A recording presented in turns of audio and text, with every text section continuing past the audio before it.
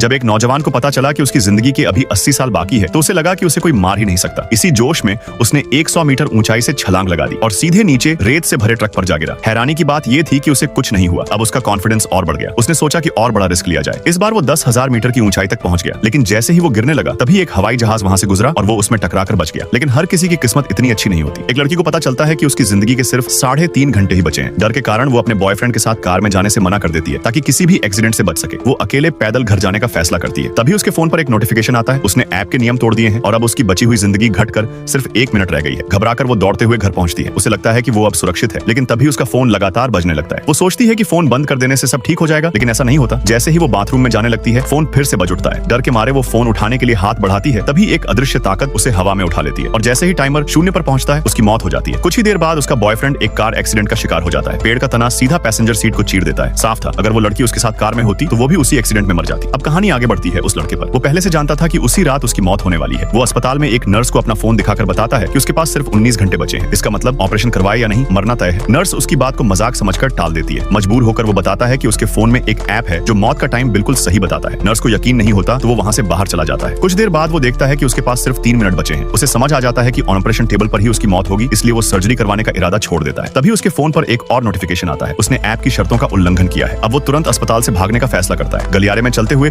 उसे शीशे में अपने पीछे किसी की परछाई दिखती है। वो घबराकर पीछे मुड़ता है, लेकिन वहां कोई नहीं होता। डर बढ़ जाता है। वो तेजी से भागने लगता है। अचानक गलियारे की सारी लाइट्स बंद हो जाती हैं। उसी समय ऐप अपडेट होता है और दिखाता है कि उसकी मौत का टाइम आखिरी मिनट में पहुंच चुका है। वो दरवाजा खोलकर बाहर निकलने की कोशिश करता है, लेकिन दरवाजा जाम हो चुका होता है। पीछे से कदमों की आवाज तेज होती जाती है। जब वो ध्यान से देखता है तो उसके होश उड़ जाते हैं। उसे अपनी मरी हुई गर्लफ्रेंड की परछाई दिखाई देती है और जैसे ही टाइमर 0 पर पहुंचता है उसकी भी मौत हो जाती है।